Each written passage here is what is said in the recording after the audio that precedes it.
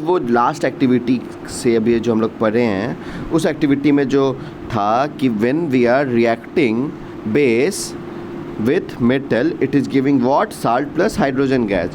And also when we used to react acid with metal, it also gives us what? Salt plus hydrogen gas.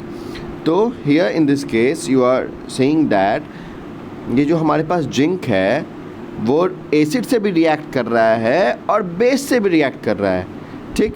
तो zinc जब हमारा अगर acid से भी react कर सकता है और बेस से भी रिएक्ट कर सकता है और रिएक्शन के बाद सॉल्ट और हाइड्रोजन गैस अगर बन रहा है तो वैसे उसके उस वैसे मेटल्स के ऑक्साइड्स को हम लोग क्या बोलते हैं? एम्फोट्रिक ऑक्साइड बोलते हैं, which can react with base as well as acid.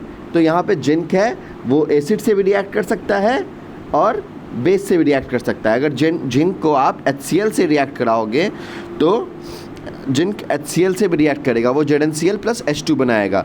लेकिन बस डिफरेंस ये है कि यहाँ पे आपको रिएक्शन प्रोसीड कराने में हीट करना होता है। तो ये किस टाइप का रिएक्शन हुआ? क्योंकि यहाँ पे आप जब हीट दे रहे हो रिएक्शन को फॉरवर्ड करने में तो ये हो गया इंडोथर्मिक रिएक्शन, ठीक है। जो जिस भी रिएक्शन को अगर हीट का ज़रूरत होता है तो उस टाइप के रिएक्शन को हम लोग क्या बोलते हैं? इंडोथर्मिक। इन मतलब आना, तो यहाँ पे हीट आ रहा है।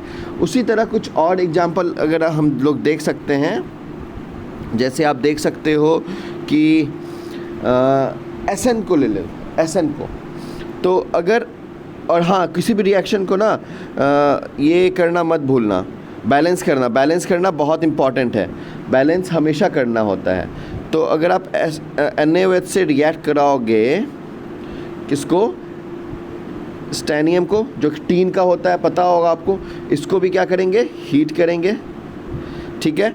तो हीट करने के बाद हमारे पास क्या आ रहा है? इसको यहाँ से देख लो क्या आएगा हमारे पास।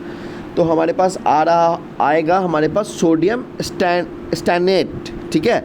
सोडियम स्टैनेट, जैसे वहाँ पे जिंकेट आ रहा था, स्टैनेट आ रहा है, ठीक है। अल्मुनियम भी एम्फोट्रिक ऑक्साइड होता है, आप अल्मुनियम से भी देख सकते हो। तो हमारे पास आएगा Na2 और Na2 के साथ जैसे वहाँ जिंक लगा था यहाँ पे SN लग जाएगा और O2 लग जाएगा। सेम है उसी तरह वहाँ पे जो भी था Na2 Zn था, ZnO2 उसी तरह सेम चीज़ है। Na2 SN O2 last time क्या आया था?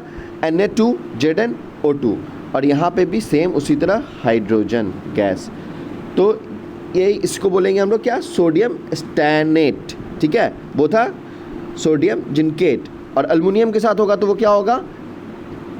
सोडियम अल्मुनेट, ठीक है। तो ये सब हमारा जो है इसको बोलते हैं हम एम्फोट्रिक ऑक्साइड, क्योंकि they can react with acid as well as base to produce salt plus hydrogen gas, ठीक है। किसी भी इक्वेशन को हमेशा सबसे पहले आप बैलेंस करोगे। यहाँ पे भी हीट दे रहे हैं इसलिए ये क्या है? Endothermic reaction. और यहाँ पे आप देखो जैसे कि Na यहाँ पे कितना है? 2 है, लेकिन रिएक्टेंट साइड में अगर रिएक्टेंट नहीं पता है, ये सब चीज़ नहीं पता है, बैलेंसिंग नहीं पता है, तो मेरे प्रीवियस वीडियोस को जा कर के आप देखो, वो सारे चीज़ों को मैंने एक्सप्लेन करा है। लेकिन फिर से बता दे रहा हूँ, यहाँ पे अगर Na2 है, यहाँ पे 2 हैं, तो यहाँ पे रिएक्टेंट साइड में भी 2 Na होने चाहिए। तो आप इसको 2 यहाँ राइट डाउन कर दोगे। लेकिन आपके पास प्रॉब्लम क्या हुआ? अब O भी 2 हो गया और H भी 2 हो गए। तो प्रोडक्ट साइड में भी आपके पास O कितने हैं? 2 हैं और हाइड्रोजन भी कितने हैं? 2 हैं। तो सब कुछ सेम है। लेकिन क्या है? SN जो है आपका वो यहाँ पे 1 है और यहाँ पे भी 1 है। तो आपका ये जो होता है बैलेंस हो जाता है। अब जितने